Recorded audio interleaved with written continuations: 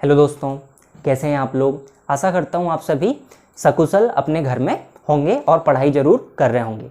तो जैसा कि हम लोग लास्ट क्लास तक डिस्कस कर चुके थे, हमने द्विविमीय आकृतियों के विषय में पढ़ा था, जिसमें हमने त्रिभुज के विषय में पढ़ा, कोण के विषय में पढ़ा, फिर हमने चतुर्भुजों को डिस्कस किया और चतुर्भुज के बाद में हमने वृत्त के विषय में पढ़े थे और हमने कुछ क्वेश्चंस भी डिस्कस किए थे। तो आज हम उसी क्लास को आगे लेके चलते हैं। आज से हम स्टार्ट करेंगे त्रिविमीय आकृतियों के विषय में। हम आज ऐसी आकृतियों को पढ़ेंगे जिनमें तीन विमाओं का उपयोग होगा। तीन विमाओं में हम लंबाई, चौड़ाई और जो तीसरी हमारे पास विमा होगी उसे हम कह सकते हैं ऊंचाई या गहराई। तो हम ऐसी आकृति पढ़ेंगे जिसमें लंबाई, चौड़ाई और ऊंचाई या गहराई उपस्थित हो। तो इसमें जो हम शुरुआत करेंगे त्रिविमीय ज्यामितियों की, इसमें हम सबसे पहले पढ़ना स्टार्ट करेंगे घन और घनाभ से। तो आज की जो आपकी क्लास रहेगी वो मुख्य रूप से आधारित रहेगी घन और घनाभ के ऊपर। हम इनके फॉर्मूले और इनसे संबंधित कुछ क्वेश्चंस डिस्कस करेंगे। आज के जो क्वेश्चंस होंगे और जो कुछ क्वेश्चंस आपके प्रीवियस लेक्चर्स पे आधारित हैं, उन क्वेश्चंस की पीडीएफ आपको वीडियो के डिस्क्रिप्शन बॉक्स में आप जाएंगे तो वहां पे आपको लिंक मिल जाएगी। उस लिंक पर जैसे ही आप क्लिक करेंगे तो आपको पीडीएफ फॉर्म में सारे क्वेश्चंस मिल जाएंगे। तो आप उस पीडीएफ को डाउनलोड कर लीजिए और जो क्वेश्चंस आज उसमें रह जाएंगे आप उन क्वेश्चंस को सॉल्व कीजिएगा। फिर भी यदि आपको उन क्वेश्चंस में कहीं प्रॉब्लम आती है तो आप वीडियो के नीचे कमेंट जरूर कीजिएगा, मैं उन क्वेश्चंस को डिस्कस कर लेंगे। तो चलिए हम आज की क्लास शुरू करें। सबसे पहले हम जो एक आकृति देखते हैं, सबसे पहले आज की जो हम आकृति देखते हैं वह होती है घनाभ। सबसे फर्स्ट हम देखेंगे क्यूबॉइड के विषय में। देखिए, सबसे पहली चीज इसमें आप याद रखिएगा कि यह एक त्रिविमीय आकृति है। 3 डायमेंशनल फिगर होता है, त्रिविमीय आकृति होती है, अर्थात इसमें जो विमाएं होंगी 3 प्रकार की विमाएं इसमें होगी। 3 विमाएं कौन सी? जैसे हम द्विविमीय आकृतियां पढ़ते थे तो उसमें हमारे पास 2 ही विमा होती थी। पहली विमा हम लेते थे लंबाई और दूसरी विमा हम लेते थे चौड़ाई। अब इसमें हमारे पास एक तीसरी विमा आ जाएगी। तीसरी जो विमा आ जाएगी इसे हम कहते हैं ऊंचाई। यहाँ पे हमारे पास ऊंचाई, या हम इसे ही कह सकते हैं गहराई। यदि हम नीचे से देखेंगे तो ऊंचाई होगी और ऊपर से जब हम देखेंगे तो उसे गहराई हम कहेंगे। यहाँ पर हम जो बात करते हैं, देखिए जब हमारे पास 3 विमाएं हैं तो 3 विमाओं से मिलकर ही हमारे पास बनता है आयतन। तो यहाँ पे हम बात करेंगे आयतन के विषय में कि आयतन क्या होता है। साथ ही जैसे हम वहाँ पर एक सतह का क्षेत्रफल की बात करते थे तो यहाँ पे हमारे पास बहुत सारी सतह होती है। तो संपूर्ण सतह का जो क्षेत्रफल होता है वह हमारा कहलाता है वक्र पृष्ठ। तो यहाँ पे हम बात करेंगे वक्र पृष्ठ के विषय में। तो हम इन कुछ चीज़ों को आज हम डिस्कस करेंगे। तो चलिए सबसे पहले हम देखते हैं कि घनाभ वास्तव में क्या होता है, इसकी आकृति कैसी होती है। तो चलिए मैं आपको बताता हूं कि घनाभ कैसा होता है। देखिए, घनाभ जो होता है, घनाभ एक आयताकार आकृति है। घनाभ एक आयताकार आकृति है। तो जैसे हम जानते हैं कि आयत क्या होता है हमारे पास, ये हमारे पास कुछ एक आयत होता है। तो आयत हमारे पास द्विविमीय है। यदि हम इसमें एक विमा और जोड़ दें, यदि हम इसमें एक विमा और जोड़ दें तो ये आकृति कुछ इस प्रकार की हो जाएगी। जैसा आप देख पा रहे हैं, मैं ड्रॉ कर रहा हूं।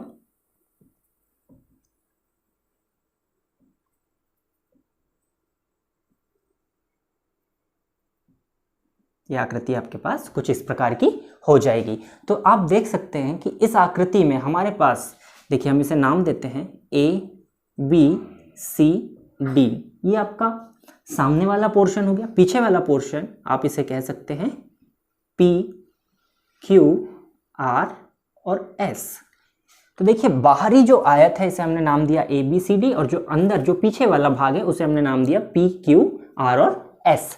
अब देखिए यहाँ पर हमारे पास कुल कितने शीर्ष यहाँ पर हो रहे हैं। तो देखेंगे आप यहाँ पे जो हमारे पास शीर्ष होंगे, हमारे पास शीर्ष कितने हो जाएंगे? 8। कौन कौन से? ABCD PQRS। ये हमारे हो गए घनाभ के शीर्ष।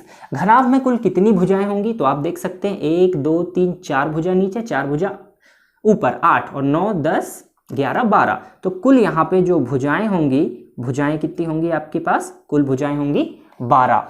ये दोनों चीजें आपको क्लियर है। अब देखिए इसके हम डायमेंशंस देखते हैं। इसे हम कह सकते हैं इसकी लंबाई या लेंथ, ठीक है। और जो C से S तक की दूरी है इसे हम कह सकते हैं घनाभ की चौड़ाई। इसे आप कह सकते हैं विड्थ। और जो इसकी हाइट होगी, जो ऊंचाई होगी, उसे हम कह देते हैं H। तो देखिए, सॉरी, हम इसे B से दर्शा देते हैं। B, L, B और H। हमारे पास जो घनाभ की लंबाई, चौड़ाई और ऊंचाई, ये 3 विमाएं हो जाएगी। तो चलिए अब हम इससे संबंधित कुछ और चीजें देखते हैं। इसमें जो विकर्ण बन सकते हैं, देखिए विकर्ण कौन से बनेंगे, इसके आप विकर्ण देख सकते हैं। देखिए बी जो बाहर का पॉइंट है तो बी क्यू हमारे पास पहला विकर्ण हो जाएगा, बी से क्यू तक। दूसरा विकर्ण हमारे पास हो जाएगा सी पी, सी से पी तक, ठीक है। अगला विकर्ण हो जाएगा, पीछे वाला पॉइंट लेते हैं एस, तो एस से ए तक, या हम इसे कह सकते हैं ए एस। अगला विकर्ण क्या हो जाएगा, डी आर, अगला विकर्ण हो जाएगा डी आर। तो देखिए यहाँ पे हमारे पास जो विकर्ण होंगे, हमारे पास यहाँ पे विकर्ण हो सकते हैं 4, B Q, C P, A S और डी आर। ये हमारे पास 4 यहाँ पे विकर्ण होंगे। अब हम इससे संबंधित कुछ फॉर्मूले देखते हैं कि इसके क्या फॉर्मूले हो सकते हैं। चलिए सबसे पहला हम इसका जो फॉर्मूला देखते हैं, हम सबसे पहले ले लेते हैं कि घनाभ का आयतन कितना होगा। देखिए घनाभ का जो आयतन होता है, आयतन का फॉर्मूला हम लेते हैं लंबाई गुणित चौड़ाई,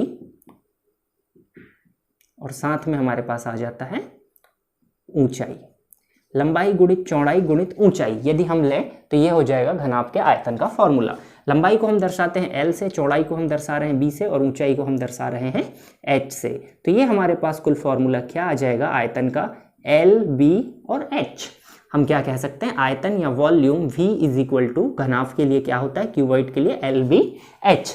अब आप एक चीज और देखेंगे कि इसकी जो निचली सतह है, निचली जो सतह है, ये जो निचली सतह है ये कैसी है, एक आयताकार रूप में, एक आयताकार रूप में है। और आयत की यहाँ पे लंबाई कितनी है L और चौड़ाई कितनी है B।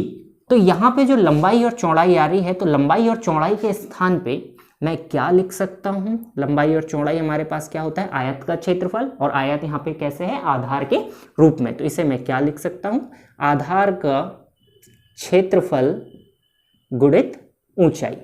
तो ये भी हमारे पास एक फॉर्मूला इसका हो सकता है कि जो आयतन होता है घनाभ का वह कितना होता है, आधार का क्षेत्रफल गुणित ऊंचाई। आप देखेंगे कि आधार का क्षेत्रफल आयताकार है तो आप आयत का क्षेत्रफल ले सकते हैं। यदि इसी में आगे जो आकृति हमारे पास वर्ग आएगी तो उसमें वर्गाकार आकृति होगी, तो वर्ग का क्षेत्रफल गुणित ऊंचाई आप वर्ग के लिए कर सकते हैं। अब इसके बाद में हम देखते हैं कि इसका संपूर्ण वक्र पृष्ठ कितना होगा। देखिए इसका संपूर्ण वक्र पृष्ठ क्या होगा, इसमें आप देख सकते हैं इस आकृति में जो पृष्ठ होंगे, जो कुल पृष्ठ होंगे, यह 6 पृष्ठों से मिलकर बना है।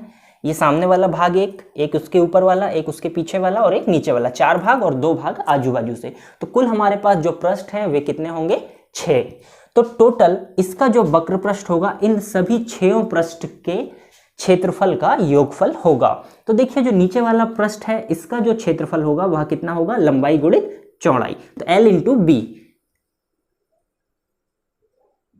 और सेम इसी के तरह ऊपर वाले भाग का क्षेत्रफल भी L इंटू बी होगा। ये नीचे वाला भाग और ये ऊपर वाला भाग, ये दोनों भाग का क्षेत्रफल L इंटू बी होगा। इसके बाद में हम ये जो बाहर वाला भाग है, ये ADCB या ABCD, और हम देखते हैं PQRS, ये दोनों एक समान होंगे। तो इसका क्षेत्रफल कितना होगा, देखिए यहाँ पे लंबाई के स्थान पे तो L ही रहेगा, लेकिन चौड़ाई के स्थान पे C से D तक H आ जाएगा। तो कितना हो जाएगा, L into H plus L into H। ये 2 पृष्ठ और हो गए हमारे नीचे और ऊपर वाले दोनों पृष्ठ, और सामने और पीछे वाले 2 पृष्ठ हो गए। अब हमारे पास ये पृष्ठ रह गया और ये पृष्ठ रह गया। देखिए इस पृष्ठ का क्षेत्रफल क्या होगा, यहाँ पर लंबाई के स्थान पे हम H को ले सकते हैं और चौड़ाई के स्थान पे B को ले सकते हैं। तो क्या आएगा, BH, और सेम ऐसे ही दूसरा पृष्ठ भी होगा BH। तो जब हम इसको जोड़ते हैं तो हमारे पास फॉर्मूला आता है LB, BH और HL। तो ये आप फॉर्मूला याद रखेंगे कि इसका संपूर्ण वक्र पृष्ठ कितना होगा, 2LB, BH, HL। ये इसका संपूर्ण वक्र पृष्ठ हो जाएगा।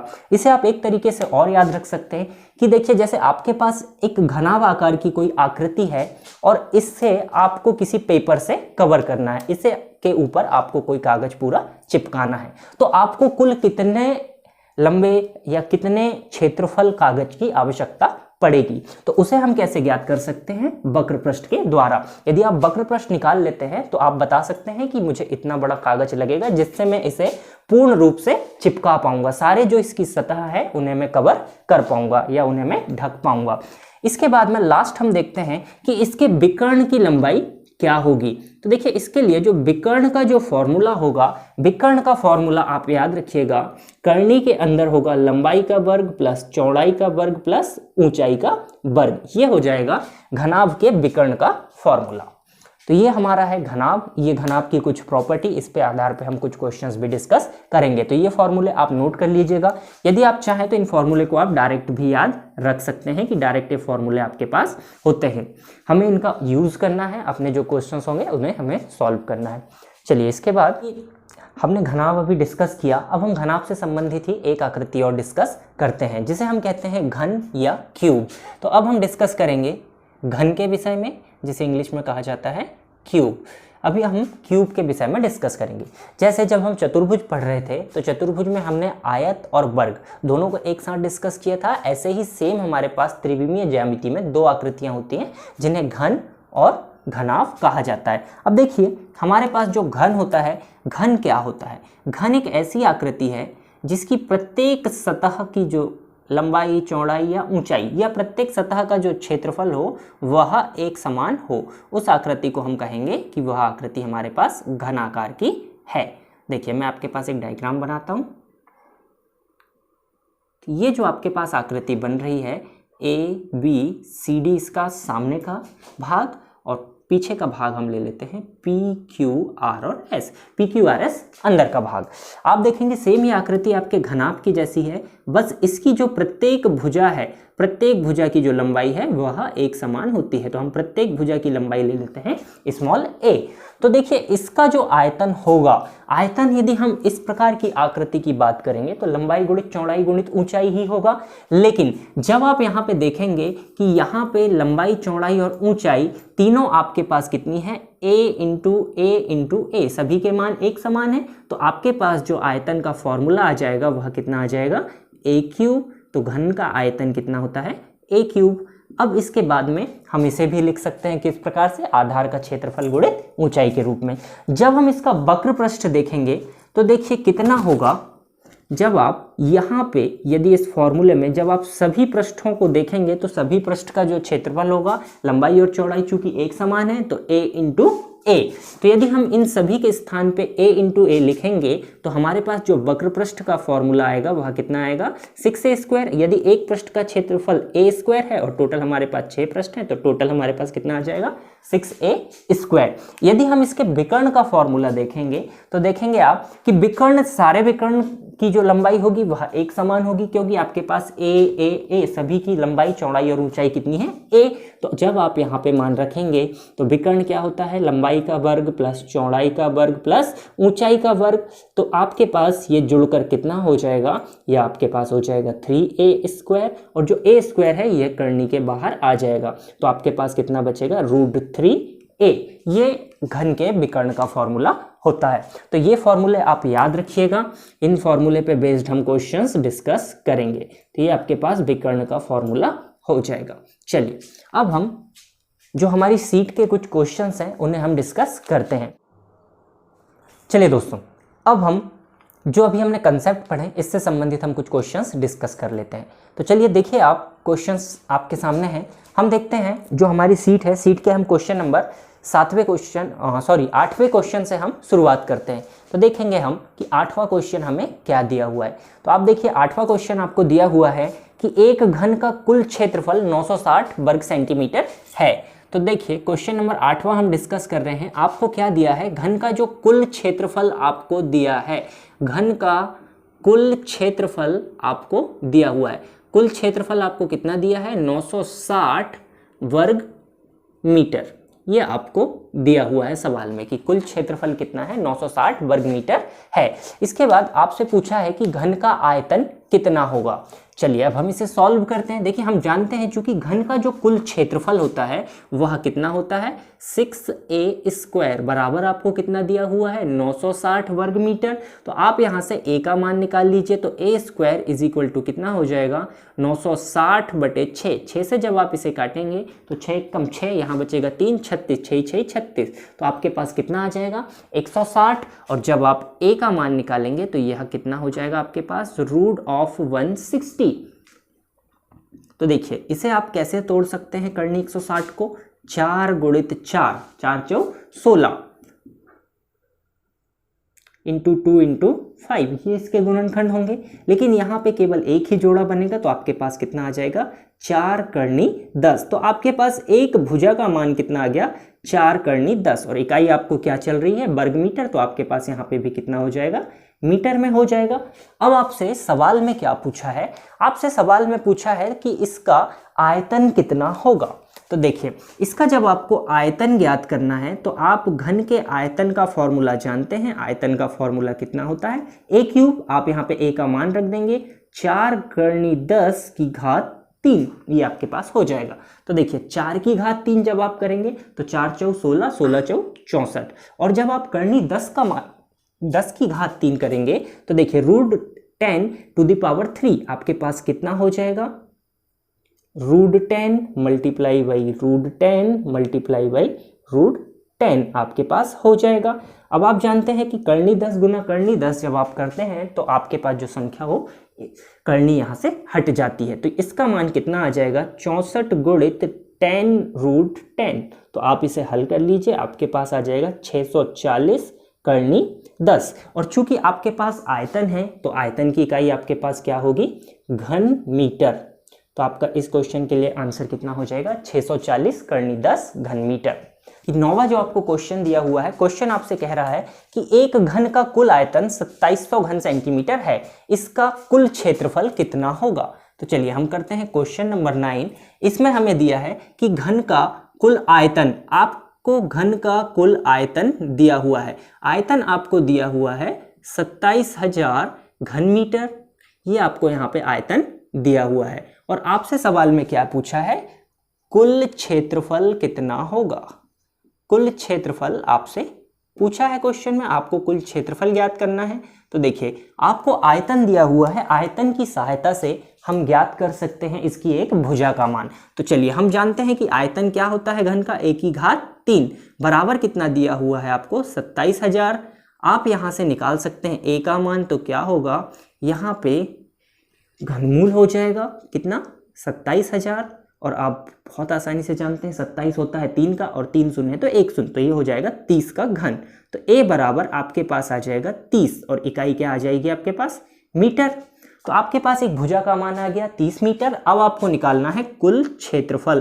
तो देखिए कुल क्षेत्रफल कितना होगा, कुल क्षेत्रफल हमारे पास होता है 6a², तो आप इसे ज्ञात कर सकते हैं, 6 इंटू 30 का स्क्वायर।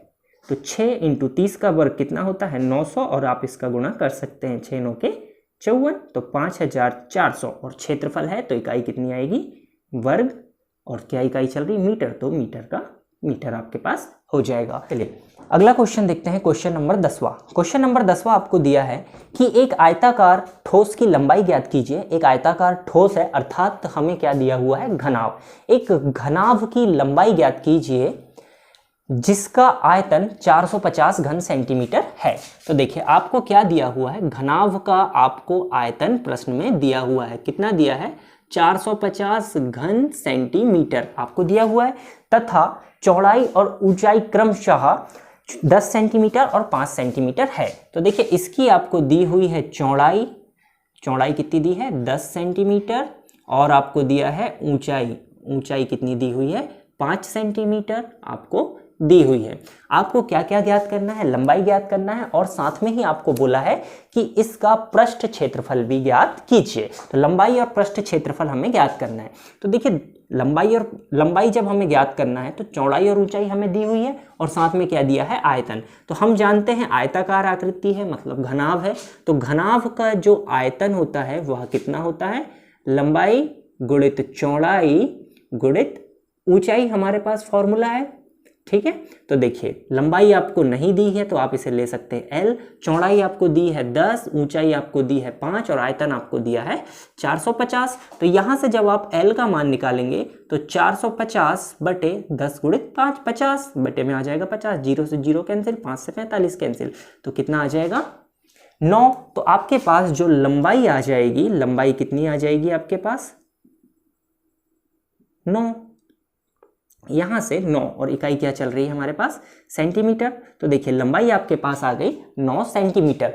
अब आप इसका वक्र पृष्ठ बहुत आसानी से ज्ञात कर सकते हैं। तो देखिए घनाभ का जो संपूर्ण पृष्ठ होता है, घनाभ के संपूर्ण पृष्ठ का फॉर्मूला आपके पास है। घनाभ का जो संपूर्ण पृष्ठ होता है वह कितना होता है, 2 गुणित LB लंबाई गुणित चौड़ाई प्लस BH और प्लस H इंटू L। तो आप इसमें मान रख सकते हैं। चलिए हम मान रखते हैं। लंबाई आई है 9, चौड़ाई हमारे पास है 10, तो 9 into 10 plus 10 into 5 plus 5 into 9, ये हमारे पास कुछ हो जाएगा। इसे हम सॉल्व करते हैं।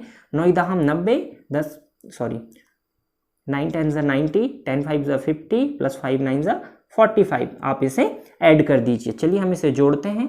ये हो जाएगा 5, ये हो जाएगा 185। तो 2 गुणित 185 आप गुणा कर दीजिए। 2 पंचे 10 का 0 हासिल का 1, 2 अट्ठे 16, 17 का 7 हासिल का 1, 2 1 कम 2 और 1 3। तो आपके पास कितना आ जाएगा 370। और संपूर्ण पृष्ठ है तो संपूर्ण पृष्ठ का क्षेत्रफल जब आप निकाल रहे हैं तो इकाई क्या आएगी, सेंटीमीटर का स्क्वायर। तो आपका आंसर क्या हो जाएगा 370 सेंटीमीटर स्क्वायर। चलिए इसके बाद हम अगला क्वेश्चन देखते हैं। क्वेश्चन नंबर 11 में आपको क्या दिया है, पानी की एक वर्गाकार टंकी में 50,000 लीटर पानी आता है। अर्थात आपको एक टंकी दी हुई है जिसका जो आधार है वह आधार कैसा है, वर्ग के आकार का।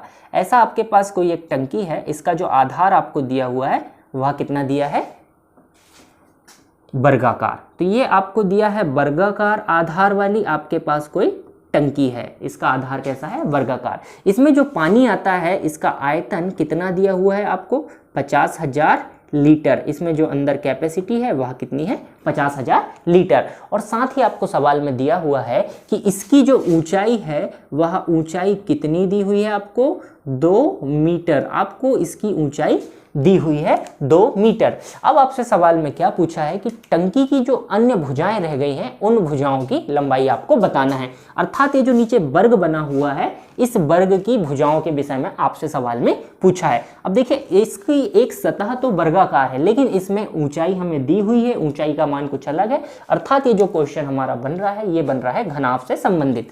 यहाँ पे भुजा हम ज्ञात कर सकते हैं। हमें जो 2 भुजाएं हैं वे तो एक समान होंगी, यहाँ पे लंबाई और चौड़ाई, और केवल ऊंचाई अलग होगी। तो लंबाई और चौड़ाई को हम ले लेते हैं स्मॉल a।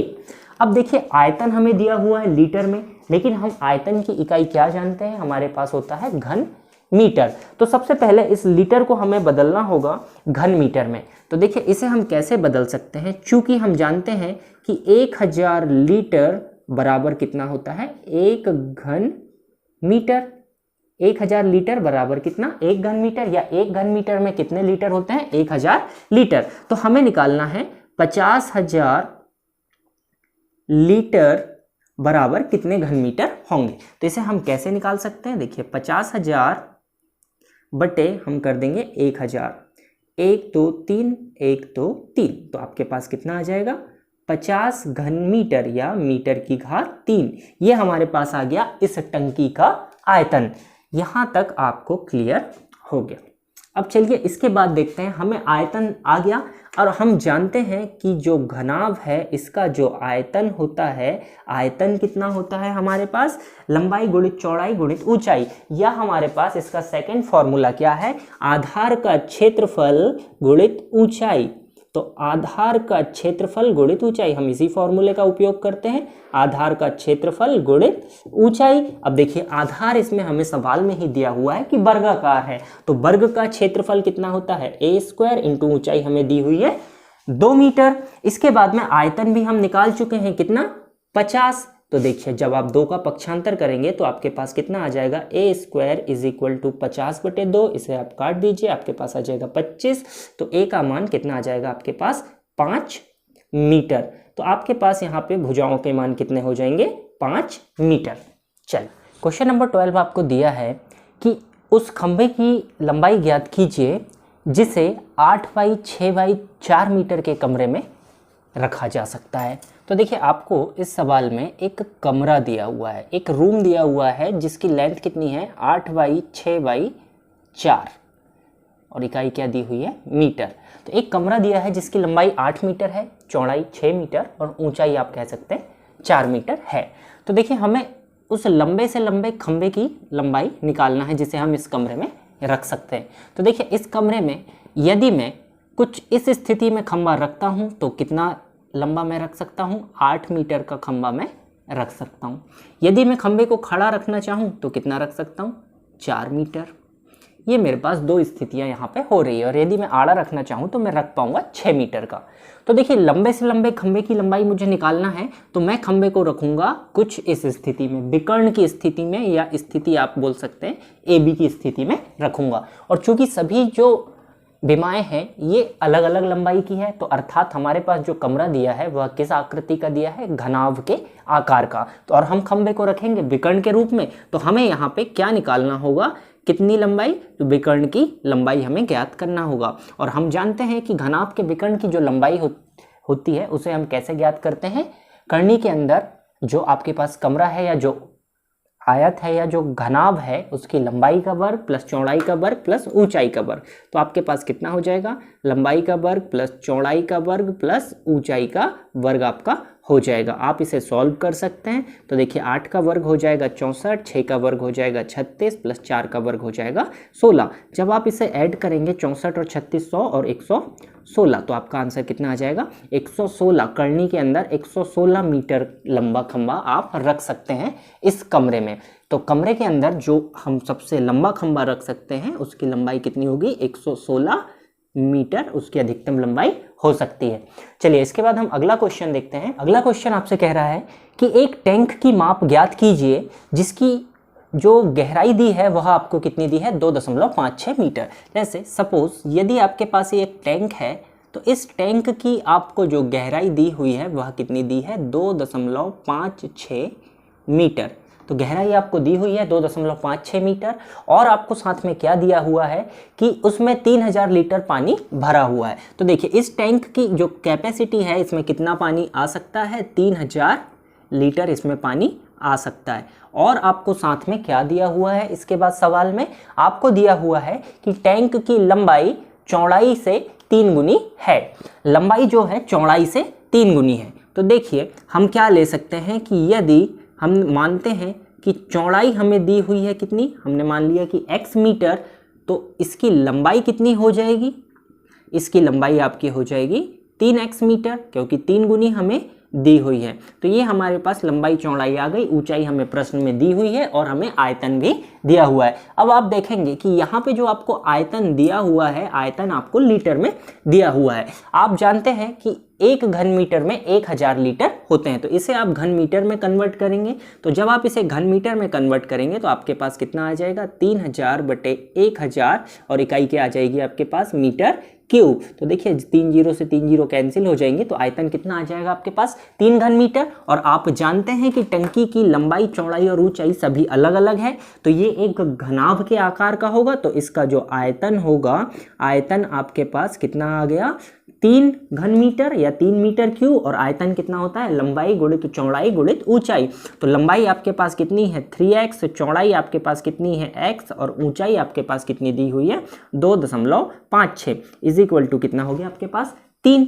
आप इस सवाल को अब हल कर सकते हैं बहुत आसानी से। देखिए ये जो 3 है, इस 3 से ये 3 कैंसिल हो जाएगा। यहाँ पे आपके पास हो जाएगा x square is equal to, ये जो 2.56 है ये बटे में चले जाएगा 2.56। इसे आप सॉल्व कर सकते हैं। तो देखिए x square is equal to, यदि मैं दशमलव हटाता हूं तो यह आ जाएगा 200 बटे 256। और यदि मैं x का मान निकालना चाहूं तो यहाँ पे लग जाएगा वर्गमूल, ये हो जाएगा 100 बटे 256। आप जानते हैं ये कितना हो जाएगा, 10 बटे 16। तो आपके पास x का मान कितना आ जाएगा, 10 बटे 16। अर्थात आपके पास जो चौड़ाई आई वह कितनी आई, 10 बटे 16 मीटर। तो इसी के साथ और जो लंबाई आएगी वह कितनी आ जाएगी, 3 गुणित 10 बटे 16 मीटर, अर्थात कितनी हो जाएगी 30 बटे 16 मीटर। आप इसे भाग दे के भी आंसर निकाल सकते हैं और आगे चाहें तो आप इसे सॉल्व कर सकते हैं। तो ये आपका इस क्वेश्चन के लिए आंसर हो जाएगा। लंबाई हो जाएगी 10 बटे 16 मीटर, चौड़ाई हो जाएगी 30 बटे 16 मीटर। क्वेश्चन नंबर 14 काफ़ी अच्छा क्वेश्चन है। इस प्रकार के क्वेश्चन आपसे पूछे जा सकते हैं। तो देखिए क्वेश्चन में आपको क्या दिया है कि एक घनाभाकार टंकी जिसमें 216 लीटर पानी है, ठीक है। आपको एक घनाभ आकार की टंकी दी हुई है, अर्थात कुछ इस आकार की टंकी दी है, इसमें पानी आपको दिया है 216 लीटर। अर्थात आपको यहाँ पे घनाभ का आयतन दिया हुआ है। आयतन आपको कितना दिया है? 216 लीटर। और अब हम जानते हैं कि लीटर को हम घन मीटर में किस प्रकार कन्वर्ट कर सकते हैं। तो 216 बटे 1000 क्या आ जाएगा? ये घन मीटर। तो ये हो गया हमारे पास आयतन। इसके बाद में अब जो हमें दिया हुआ है लंबाई चौड़ाई और इसके विषय में, तो देखिए सवाल में क्या दिया है कि यदि इसकी गहराई इसकी लंबाई के 1/3 है। तो देखिए आपको क्या दिया है कि इसकी जो गहराई है वह लंबाई के कितने हैं? लंबाई क्या? 1/3। ये हमें एक संबंध दिया हुआ है।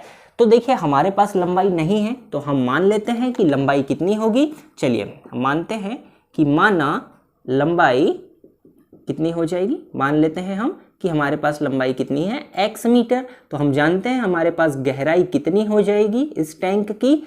x × 1/3 बराबर कितनी हो जाएगी? x/3 metre. अब देखिए लंबाई और गहराई तो हमारे पास आ गई। अभी भी हमारे पास एक टर्म की कमी है, चौड़ाई। तो चौड़ाई के लिए हमें सवाल में क्या दिया हुआ है वह देखते हैं। तो देखिए चौड़ाई क्या दी है? लंबाई और गहराई के अंतर का। तो देखिए सवाल में क्या दिया है आपको कि जो चौड़ाई है वह लंबाई और गहराई के अंतर का। तो इन दोनों का अंतर कैसे निकालेंगे? x - x/3। ये हो गया दोनों का अंतर, लंबाई और गहराई के अंतर का। 1/3 का 1/2 है। तो देखिए लंबाई और गहराई के अंतर का 1/3 का 1/2 है। अर्थात हम क्या करेंगे? 1/3 गुणित 1/2 ये हो गया। तो इसे अब हम सॉल्व कर लेते हैं। तो यह कितना आएगा? 3x - x, ये आ जाएगा 2x/3 × 1/3 × 1/2। ये 2 से 2 कैंसिल आउट हो जाएगा। तो यह कितनी आ जाएगी हमारे पास? x/9। अब हम जानते हैं कि हमें x का मान निकालना है और हमें क्या दिया हुआ है? आयतन। तो हम यहाँ पे आयतन का फॉर्मूला लगाते हैं। तो आप जानते हैं कि घनाभ का जो आयतन होता है वह कितना होता है? लंबाई गुणित चौड़ाई गुणित ऊंचाई या गहराई। तो चलिए हम इसमें फॉर्मूला लगाते हैं। लंबाई गुणित चौड़ाई हमारे पास कितनी आई? x/9 गुणित ऊंचाई हमारे पास कितनी है? x/3। और आयतन हमें दिया हुआ है कितना? 216 बटे 1000 बराबर यह कितना हो जाएगा? x³ 3/9 × 27। अब हम इसे ट्रांसफर कर सकते हैं। तो देखिए x³ बराबर आपके पास कितना आ जाएगा? 216 गुणित 27 बटे 1000। चलिए इसे सॉल्व करते हैं। तो हम जानते हैं कि x³ बराबर हमारे पास कितना आ चुका है? 216 गुणित 27 बटे 1000। यहाँ से हम x का मान निकालेंगे तो ये जो घन है इसका हम पक्षांतर करेंगे। यहाँ पे आ जाएगा घनमूल कितना? 216 गुणित 27 बटे 1000। अब आप जानते हैं कि ये किसके घन होते हैं? देखिए 216 को हम कितना लिख सकते हैं? 6³ गुणित 27 को आप लिख सकते हैं 3³ और बटे 1000 को आप लिख सकते हैं 10³ तो जो घात 3 में है वे एक एक संख्या बाहर आ जाएंगी घनमूल से। तो यह कितना हो जाएगा? 6 गुणित 3 बटे 10। अर्थात आपके पास कितना आ जाएगा? 18 बटे 10। तो आप क्या लिख सकते हैं? कितना आ जाएगा? 1.8 मीटर। ये आपका आंसर हो जाएगा इस सवाल के लिए। चलिए जी लास्ट क्वेश्चन देखते हैं। Question number 15। क्वेश्चन नंबर 15 आपसे कह रहा है कि आपके पास 3 घन हैं जिनकी भुजाएं 3 सेंटीमीटर, 4 सेंटीमीटर और 5 सेंटीमीटर है। तो चलिए हम पहले घन बनाते हैं। ये हमारे पास पहला घन, सपोज ये दूसरा घन, ये तीसरा घन। पहले घन की भुजा 3 सेंटीमीटर, दूसरे की 4 सेंटीमीटर, तीसरे की 5 सेंटीमीटर। ठीक है, ये आपके पास घन है 3। इन्हें पिघलाकर आपने एक नया घन बनाए। इन तीनों को पिघला के आपने एक नया घन का निर्माण किए। तो उस घन का आयतन कितना होगा? देखिए आयतन होता क्या है एक्चुअल में कि किसी भी ठोस में उपस्थित पदार्थ की कुल मात्रा कि उसके अंदर जैसे किसी धातु का बनाया गया है तो कुल कितने मात्रा में धातु उसमें उपस्थित है। तो देखिए यहाँ पे जब हम तीनों को पिघलाएंगे तो धातु कितनी प्राप्त होगी हमें? तीनों के आयतन के बराबर। और फिर उतना ही आयतन हम एक बड़े घन के रूप में निर्मित करेंगे। तो पहले हम निकालते हैं इनका आयतन। यदि हम पहले घन का आयतन निकालें तो घन के आयतन का फॉर्मूला होता है a⁻³ तो यहाँ पे जब हम घन का आयतन निकालेंगे तो पहले घन के लिए क्या होगा?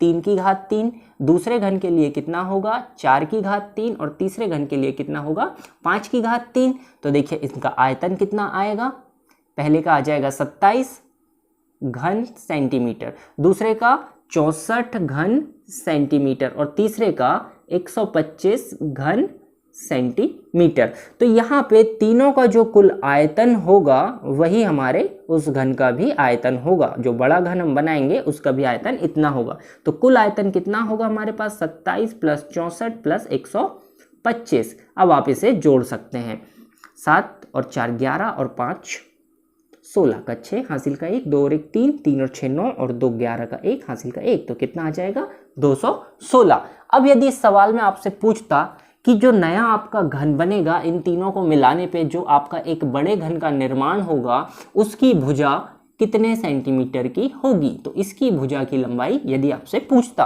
तो देखिए हमारे पास कुल आयतन आ चुका है 216। हमारा जो नया घन बनेगा बड़ा वाला, इसका जो आयतन होगा वह कितना होगा 216 सेंटीमीटर क्यूब।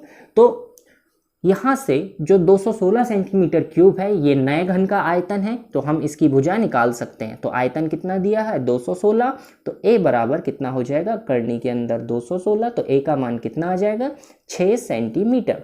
तो हमारा जो नया घन बनेगा इसकी भुजा की लंबाई कितनी होगी 6 सेंटीमीटर। चलिए ठीक है दोस्तों, तो आई होप कि आपको ये वीडियो समझ में आई होगी और जो क्वेश्चंस आपके रह गए हैं शुरू के, जो आयत वर्ग और वृत्त से संबंधित क्वेश्चंस हैं उन्हें आप सॉल्व कीजिएगा। यदि आपको उन क्वेश्चंस में कहीं कोई परेशानी आ रही है तो आप वीडियो के नीचे कमेंट जरूर कीजिएगा। चलिए तो ये क्वेश्चंस आप एक बार और प्रैक्टिस कीजिएगा और आप घर में आप बढ़िया पढ़ाई कीजिए। ठीक है दोस्तों, तो मिलते हैं हम नेक्स्ट वीडियो में। तो दोस्तों आपको ये क्लासेस कैसी लग रही है आप इसे कमेंट में ज़रूर बताइए, और यदि आपको ये वीडियोस अच्छी लग रही हो तो आप इस वीडियो को लाइक कीजिए, चैनल को सब्सक्राइब कीजिए और अपने दोस्तों के साथ शेयर ज़रूर कीजिएगा।